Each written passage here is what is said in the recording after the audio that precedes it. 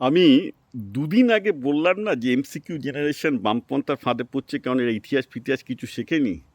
আমি জানি না, আমি তো বাংলায় করেছিলাম, কিন্তু হঠাৎ দেখছি আজকেই মেগান কেলি, কারণ কালকে 4 জুলাই ইউএসের স্বাধীনতা দিবস, সেই উপলক্ষে মেগান কেলিও দেখছি একই কথা বলছে, যেটা অ্যাকচুয়ালি খুব ফেমাস কনজারভেটিভ হোস্ট, এবং সে প্রমাণ সহ বলছে। কীরকম ব্যাপার না, নিউ জার্সির জার্সি শোরের বিচের একটা ভিডিও, যেখানে অনেকগুলো ছেলে পেলে অ্যাকচুয়ালি সুইমিং কস্টিউমে বিকিনি পরে পরে ছেলে মেয়ে দুনা খেলাধুলা করছে আর কি।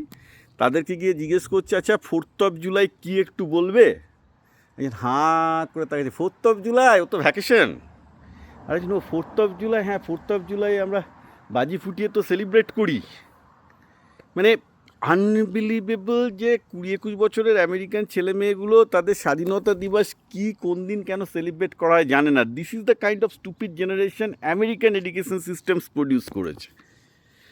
And I wonder Indian education system is no better. একই রকম গাধা তৈরি হয়েছে, কারণ কি এইখানেও সব জায়গায় এই পাস ফেল তুলে দেওয়া হয়েছে, লিবারেল করা হয়েছে, বলা হয়েছে না সবাইকে শেখাতে হবে, অ্যাকচুয়ালি কিছু শিখছে না। এতে কি হচ্ছে, এতে অ্যাকচুয়ালি কিন্তু গরিবদের লোকসান হচ্ছে। কেন গরিবদের লোকসান হচ্ছে? দেখুন, যারা বেসিক্যালি বড়লোক, যারা এস্টাবলিশ, তারা জানে তাদের ছেলে মেয়েকে ব্যবসা টেকাতে, চাকরি পেতে ভালো পড়াশোনা করতে হয়, বাড়িতে প্রত্যেকে টেক কেয়ার করছে, 1000 ঘন্টা টিউশনি দিচ্ছে, প্যারালাল এডুকেশন সিস্টেম সব জায়গাতেই চালু আছে।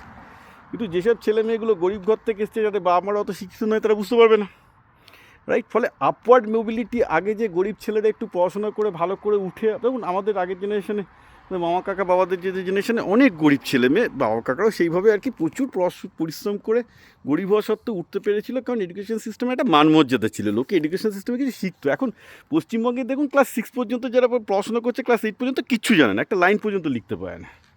পুরো টাকাটাই সরকারের, পুরো শিক্ষা বাজেটটাই পুরো নষ্ট। এবং আমেরিকাতেও তাই হচ্ছে। এডুকেশন সিস্টেম এরকম লিবারাল হলে চলবে না, it's becoming A total useless. এইরকম যদি হয় যে বেসিক্যালি যারা নিজেদের দেশের স্বাধীনতা দিবসের কোন দিন হয়, কেন হয় কিছু জানে না, তো তাদেরকে যে গিয়ে বলবে যে এই ভারতীয়রা জন্য দায়ী, তোমরা চাকরি পাচ্ছ না, তখন তারা দক্ষিণপন্থী হয়ে যাবে, যেটা আমেরিকায় হচ্ছে। আর বামপন্থীরা বলবো, চাকরি পাচ্ছ না, আমরা আসলে সবাইকে সরকারি চাকরি দেবো, তোমার কোনো চিন্তা নেই, সে বামপন্থী হয়ে যাবে। কারণ তো বোঝার ক্ষমতাই নেই যে সরকারি চাকরি কীভাবে আসে, টাকা কীভাবে আসে, বাজেট কীভাবে আসে। কারণ এটা মিনিমাম যেটুকু পলিটিক্যাল এডুকেশন, ইকোনমিক এডুকেশন কিচ্ছু নেই। এটা ইন্ডিয়াতেও দেখতে পাচ্ছি, ইউএসএতেও দেখতে পাচ্ছি। এডুকেশন সিস্টেম এরম থাকলে গণতন্ত্র টিকবে না। এটাই কিন্তু সক্রেটিস বহুদিন আগে, মানে যেটা প্লেটো লিখেছিল, পলিটিকোতে লিখে গেছিলো, যে গণতন্ত্রে বেসিক্যালি কী হয়, অধিকাংশ লোকজন, 95% লোকজন যেহেতু মূর্খ, যে যত পলিটিক্যাল লিডার যত বেশি মিথ্যা কথা বলতে পারবে, তারা জিতবে। এই ব্যাপারে বামপন্থীরা চ্যাম্পিয়ন, দক্ষিণপন্থীরা পেছনে থাকে না। সমস্যা মধ্যমপন্থীদের, যারা ভাবে যে ভাই অ্যাকচুয়াল রিয়ালিটি, সত্য বাস্তবটা বলতে গিয়ে অত বোঝে না লোকজন। আমাকে চাকরি দিবি, ব্যাস। আর নাহলে বল আমার চাকরি না পাওয়ার জন্য কে দোষী, সে হচ্ছে দক্ষিণপন্থী। আর বলে আমাকে চাকরি দিবি, দে, সে বামপন্থী, ব্যাস। টুপি পরিয়ে নিয়ে নাও।